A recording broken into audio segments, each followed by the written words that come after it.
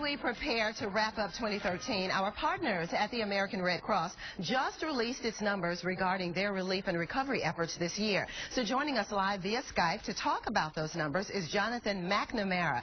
And Jonathan, of course, it has been a busy year of weather, and I'm sure a busy year for Red Cross volunteers as well.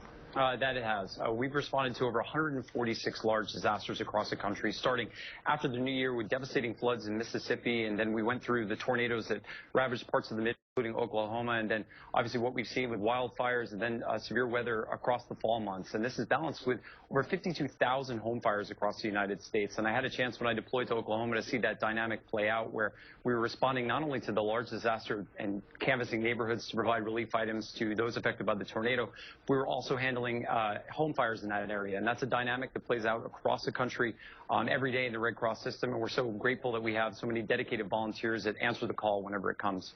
Well, based on numbers or percentages, how many more dedicated volunteers did you have to have this year, say, versus last year?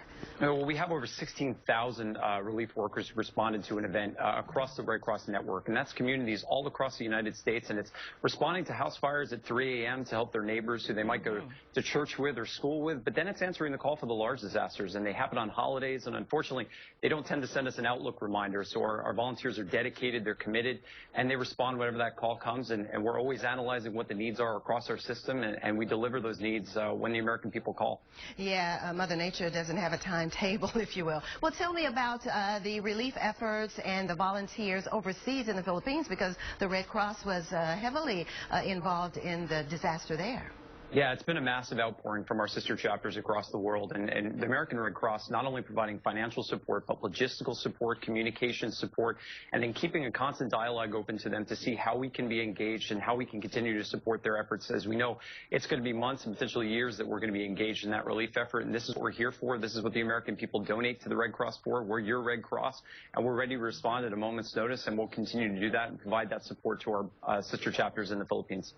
Speaking of the American people, and of course the wonderful Americans that we have and the public, how can they still help in the disaster and the efforts? Absolutely. We're only able to do what we do because of the generosity of the American public. And you can visit, we have a holiday catalog that's available now on redcross.org/holiday, which allows you to purchase comfort kits and symbolic gifts that allow us to do our mission, make sure that we can train and deploy resources at a moment's notice. And you can always text Red Cross to 90999, and that allows you to make a $10 donation to our disaster relief fund. A Red Cross holiday calendar. That is great. That's what I'm going to get as well. Thanks very much, Jonathan. Okay.